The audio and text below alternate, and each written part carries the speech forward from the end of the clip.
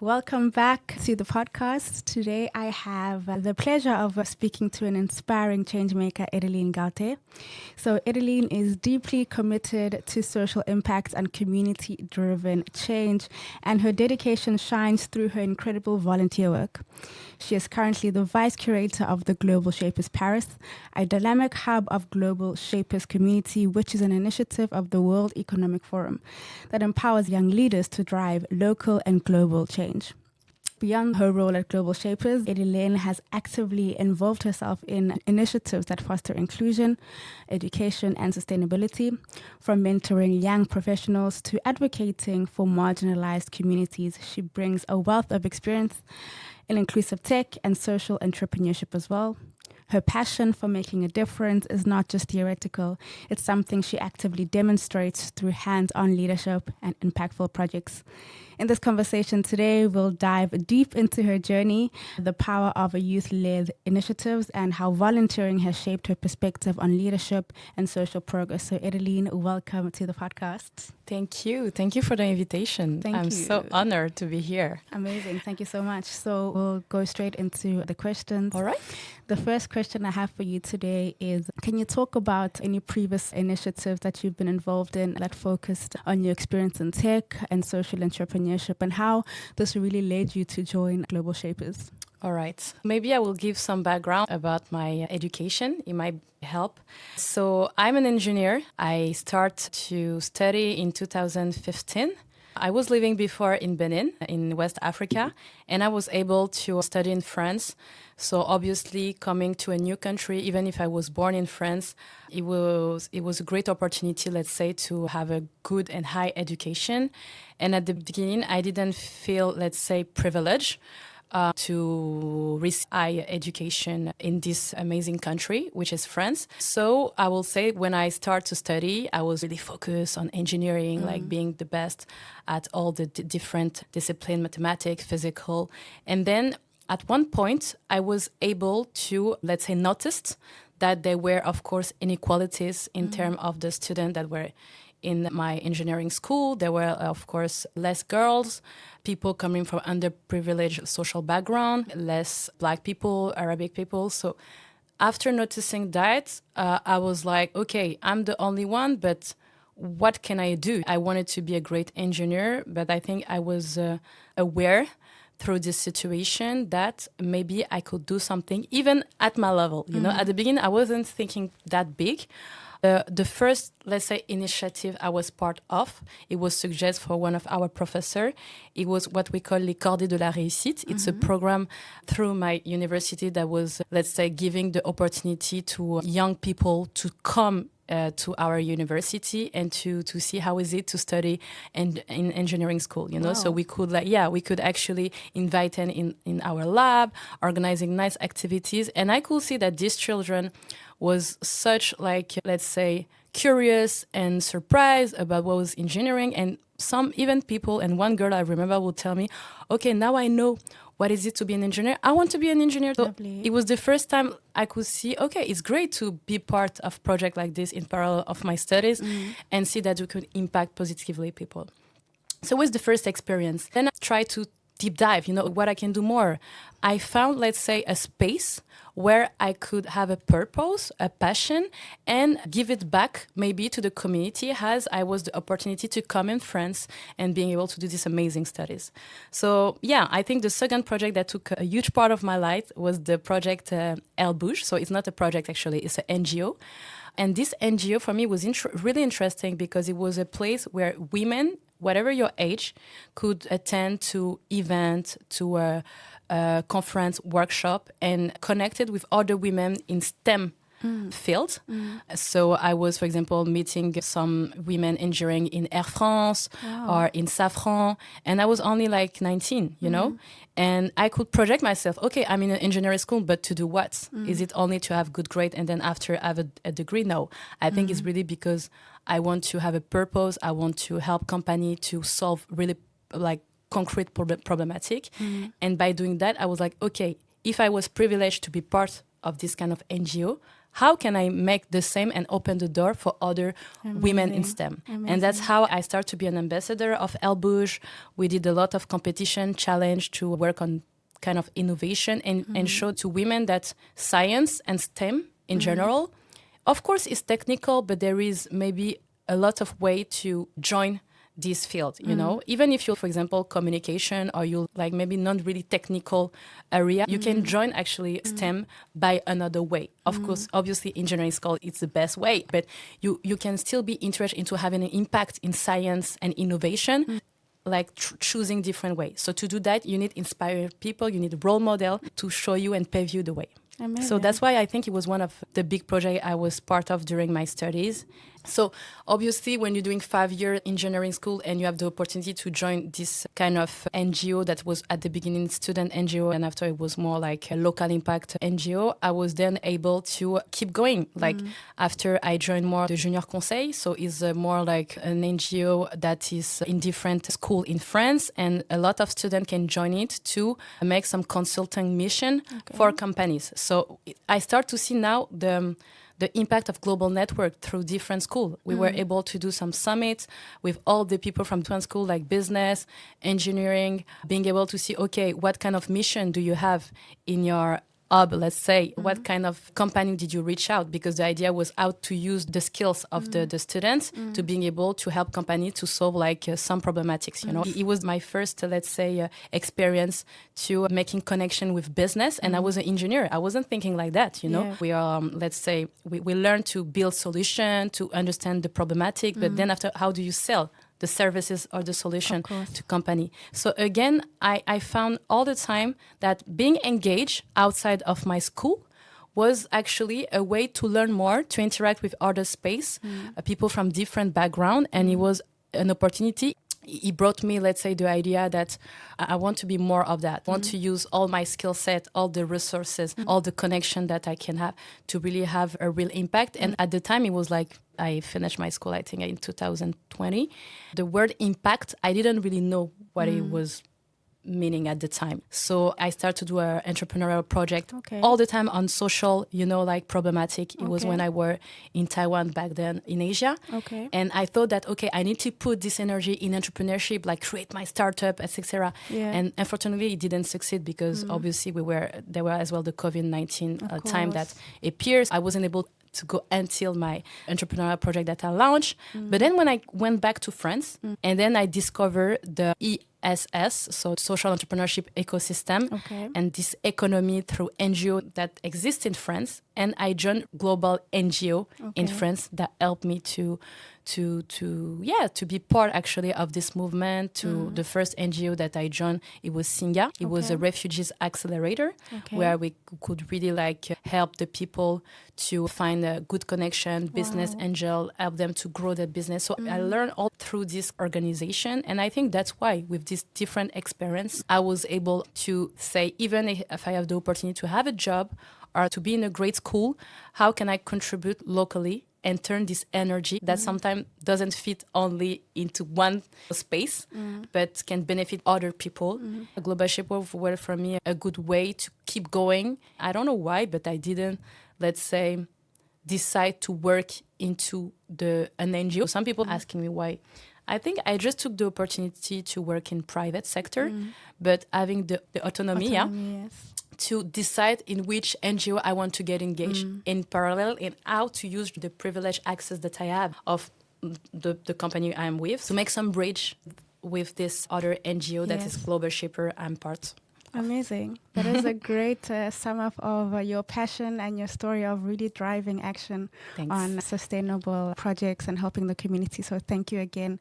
We'll move on to the second question. Sure. So how does Global Shapers Paris align its mission and projects with the Sustainable Development Goals, and which SDGs are you most focused on? Okay, great. So maybe for Global Shapers, for people that don't know what is it? So as you said, it was created by the World Economic Forum, but we're really autonomous hub that function through different axes, because every curatorship that are elected could give a certain vision.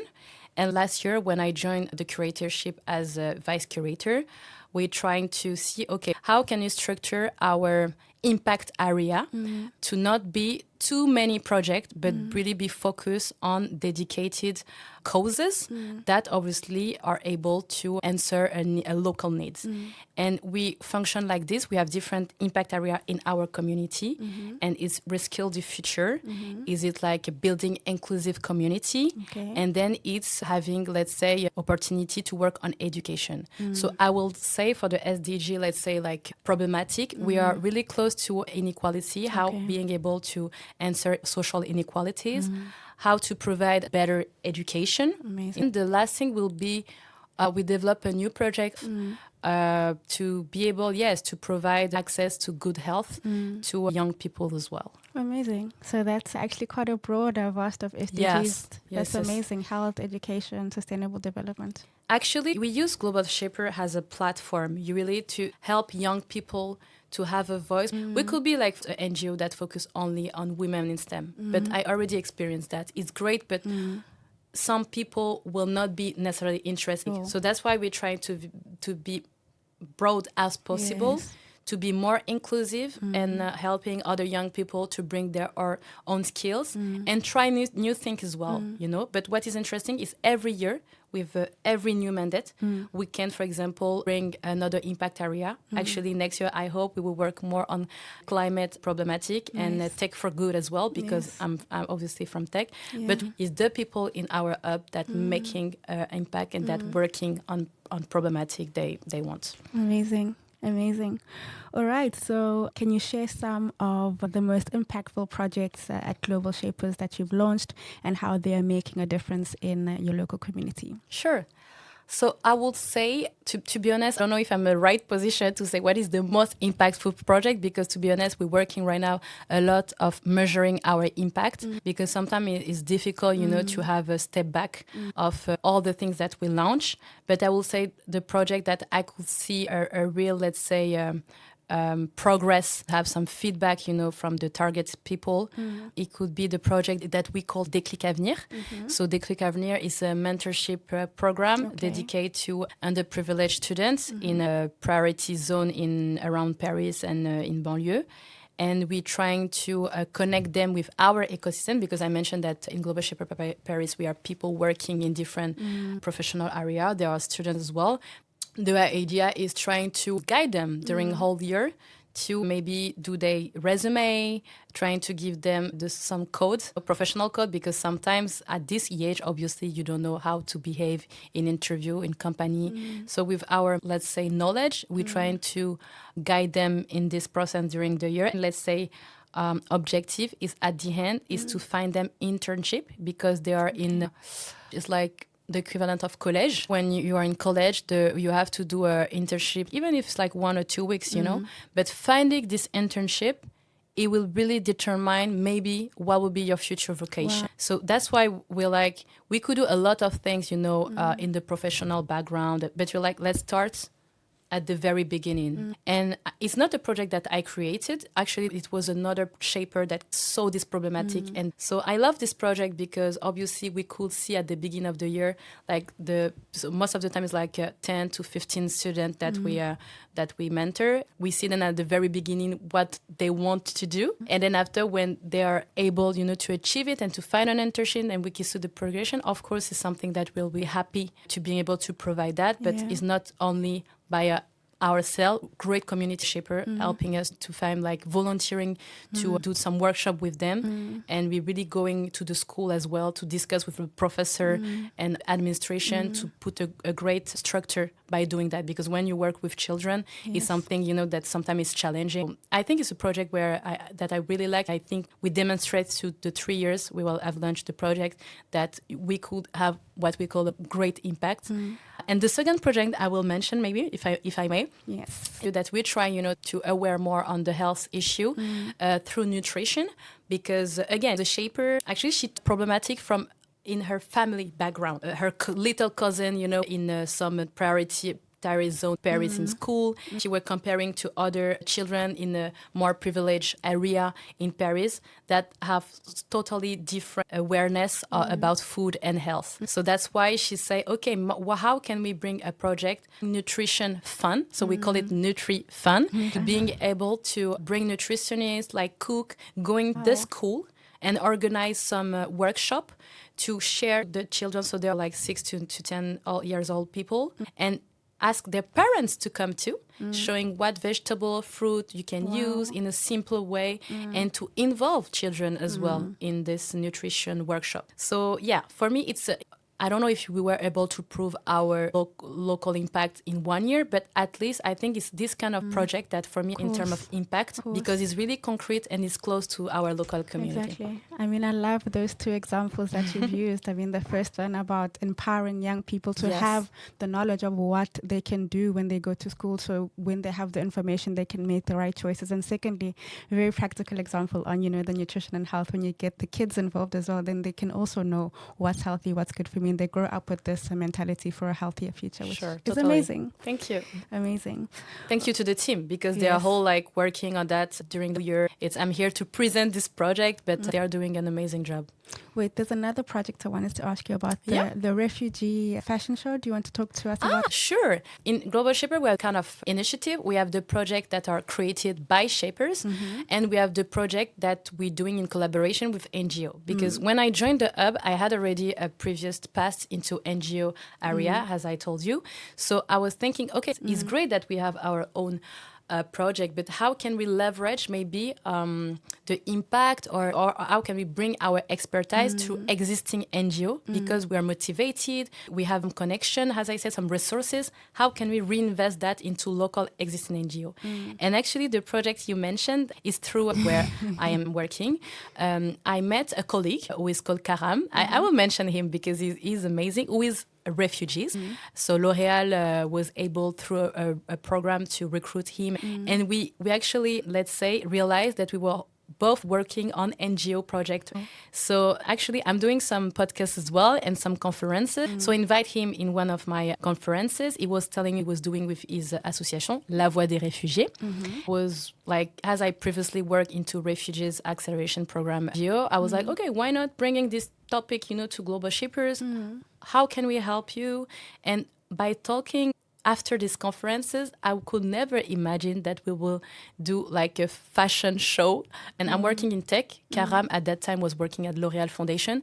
So we were not supposed to meet maybe at L'Oréal. It's a huge company. And because of our passion and common value, we were able to organize this fashion show that Karam is doing since a long time ago, but with a different angle. So we were able, as Global Shaper, to organize conferences to highlight how art and engagement are important to, let's say, promote, because you can be an artist and having a political conviction, but how can you, let's say, as a refugee artist, trying to be in a new country, join a new community that you don't know, and maybe being able to be more socially included through the art, Amazing. So it was interesting. As Global Shaper, we were able to find some speaker, or artist, or artistic organization, Musée Picasso, that were able to see what are the links between artists, refugee, and the Society of France, where art is really promoted to help them share more about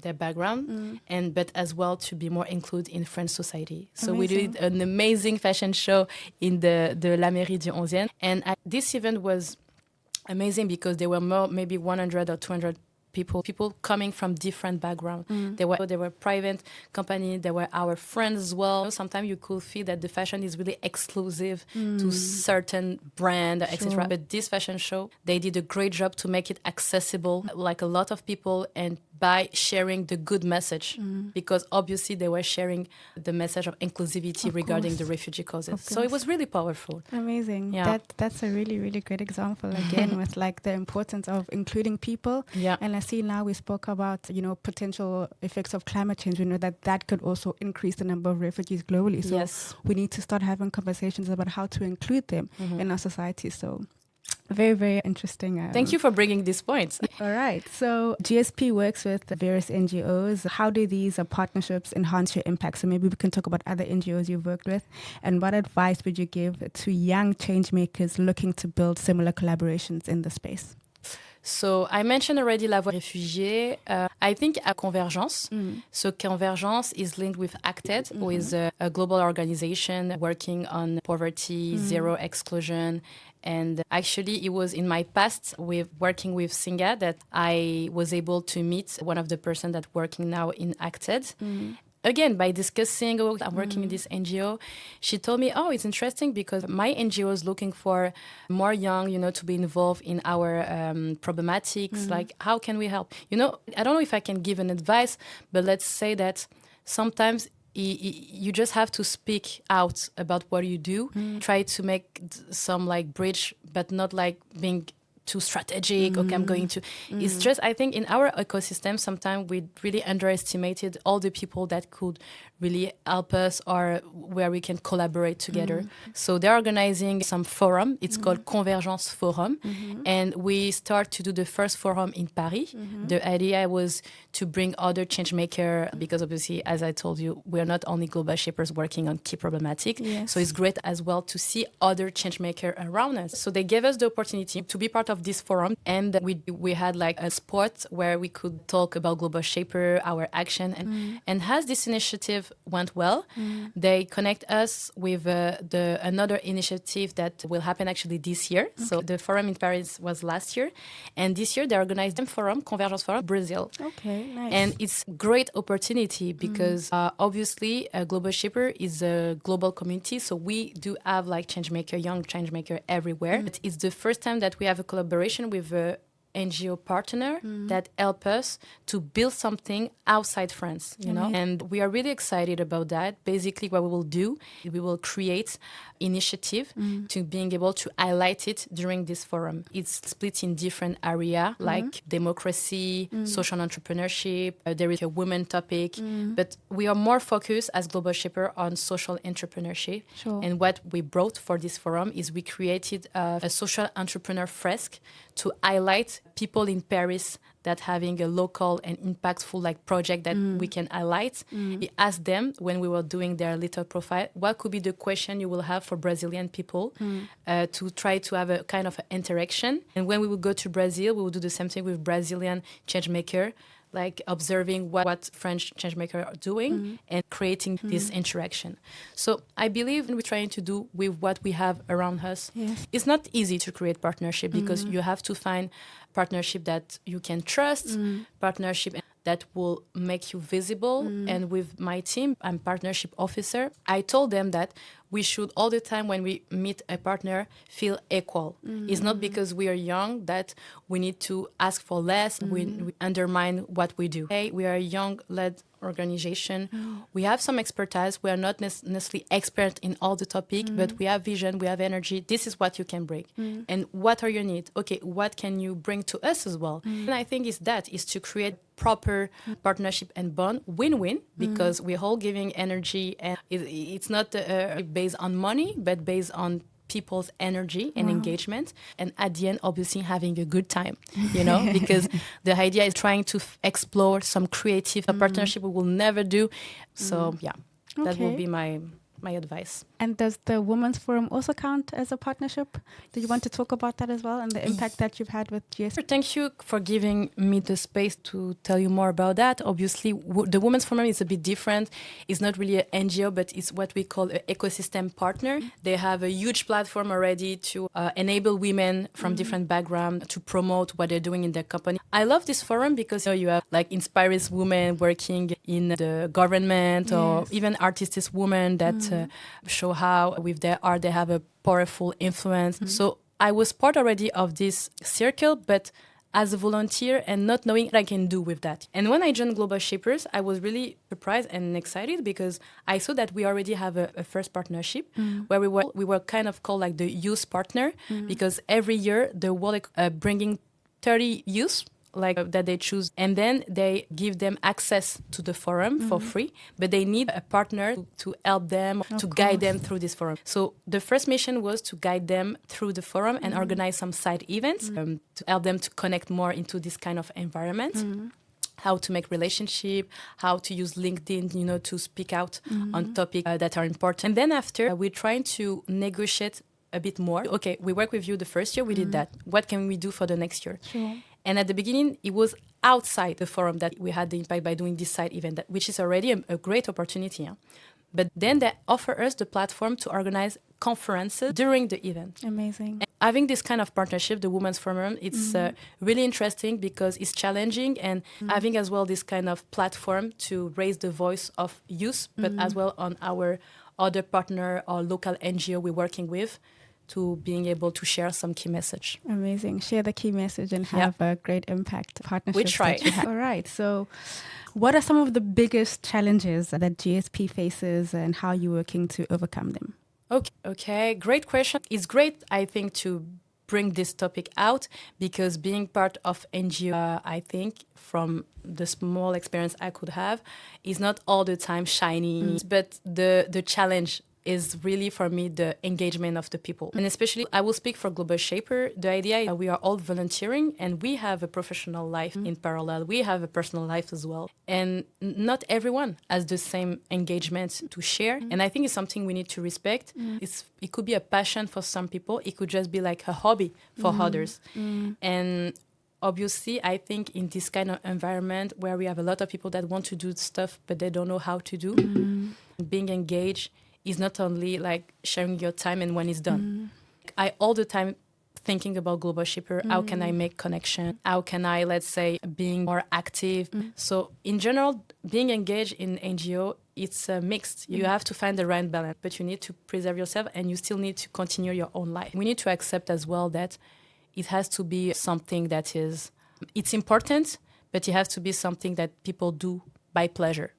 It's a professional network, but we're doing it because we want to explore more creative stuff and making trustful connection. And actually, we're recruiting, right now, a new shaper, but people that will understand it's a platform when you can try local impact initiative with a plan.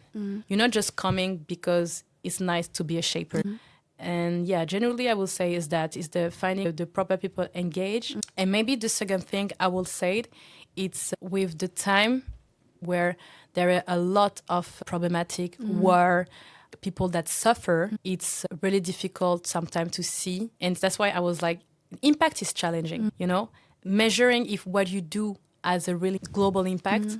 Sometimes you could have the imposter syndrome. Okay, I'm doing nice project. Do I really solve this problematic? I don't solve any war. But I think we need, as young, and it's something that I don't do often, be patient and try to use this platform to start to grow and not necessarily think that we will solve everything one time with this project. But at least we tried, we explore new thing, and then we will be prepared for the next thing that will arrive. I think that's very important because we can't change the world at once. No. It's the small projects that are leading up to the impact that you talk about. Yes. All right. Looking ahead to the second half of the year, maybe even next year, if you can share what are GSP key goals and how do you plan to scale your impact in Paris and beyond? I mean, I know you've spoken about your plans to go into Brazil. Maybe any other impacts beyond Paris or within Paris that you want to highlight? Sure. So I will be curator next year and my vice curator is Iran. We took a lot of time actually to think about the new strategy, what are the new goals. And we believe our first priority is really to create an engaged and inclusive community, but really like a trustful community. Even if it's a smaller community, we need to be closer to really being able to deliver concrete impact. So we really want to rebuild our strategy of recruitment to not be too exclusive. So we want to be more accessible to young people in Paris because we are based in Paris. And then let's say we really want to be more connected with the local ecosystem. be more connect with NGOs because a lot of NGOs are doing already an amazing job and with way more expertise that we have. More believe, let's say, in collaboration and partnership project instead of working in silo, because we're not an impact project accelerator. We need to rebuild the way we want to review the project continuity in our hub and able people to come, to try, to have concrete impact. And then they might stay in the community for long, but they might leave. And maybe what is great is we can have some transfer between hub in different cities or in different countries. So yeah, our priority is first having a engaged and inclusive community. Then it's expanding more our action. The last priority is really to understand that being a shaper is not just a label. It's how can you use your time in an efficient way to doing good, you know? And we want to get to know how we can communicate more to attract more young to do the same. Some people, sometimes they are not like an active member. They're just volunteer. We call them friend of shapers if you want to join. And it's okay if you're not like an active member, but at least you see other young people doing things, you know, like trying to organize workshops, brainstorm, to deliver things. It's still okay, you know. But we're just trying as well, our priority is to trying to have more young people getting engaged and understand what does it mean to create value with the resource that you have. Amazing.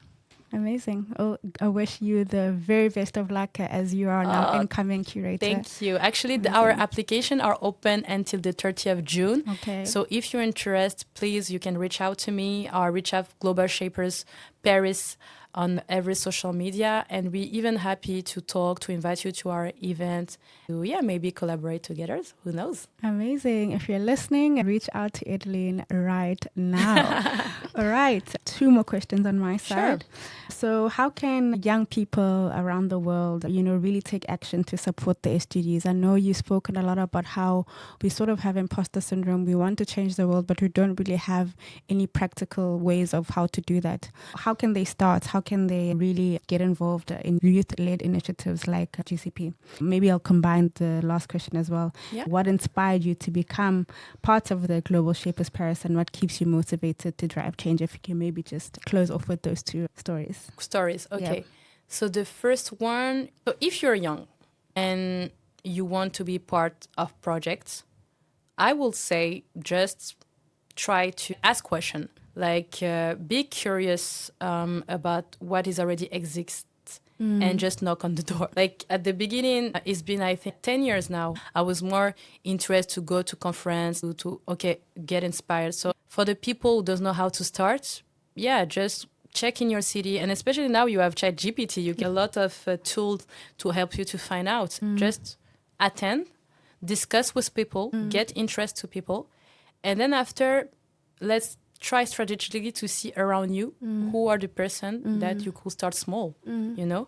I can give you an example. When I was in Taiwan, I was by myself. I didn't have any net. I start to attend event in Taiwan. So could be something a bit difficult to going by yourself, but you can ask a friend or someone from your family.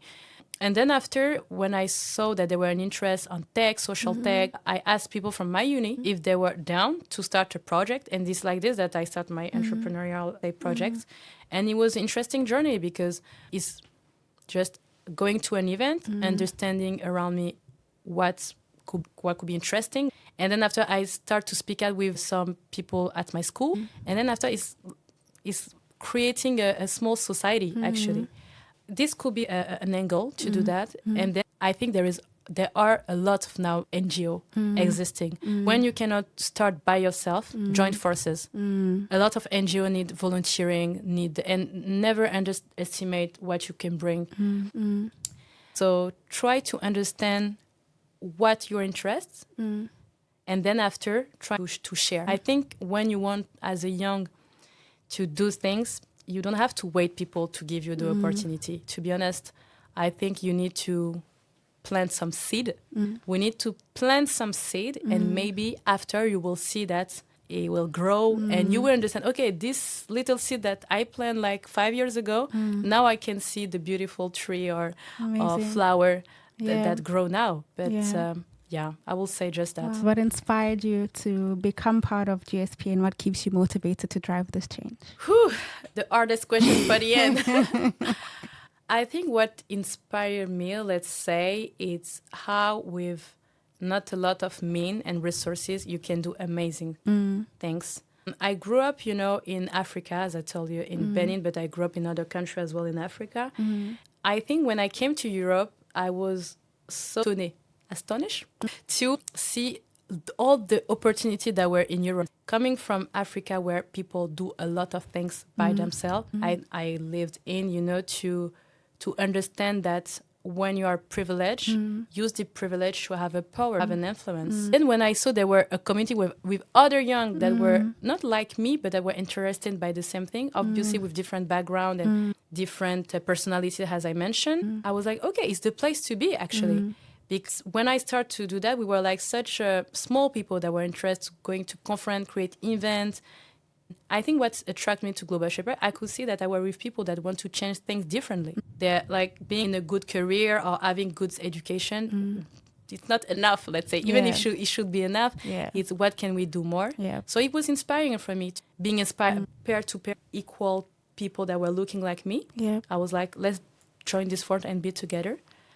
And then what drives me every day, I will say, is because we are in a good atmosphere at Global Shapers. To be honest, I meet all the time new people. I learn so much. So what drives me is the fact that, I'm feeling that I have my place. I have a room. I love to speak, so obviously it's a place where I can speak. But here, it makes me grow even more. I'm sure that I will reinvest that in my professional background. Of course. And what I'm doing in my professional background, I'm trying to plant some seed as well. So I think it's the passion, it's the people. Actually, it's a great space where I can be myself, and it's important for me. Amazing. I'd like to stop here today, Edilene. I am so inspired by your story and the practical examples you've shared with us. So thank you so much once again for coming and to being with us today and sharing so much knowledge. It's been an absolute pleasure.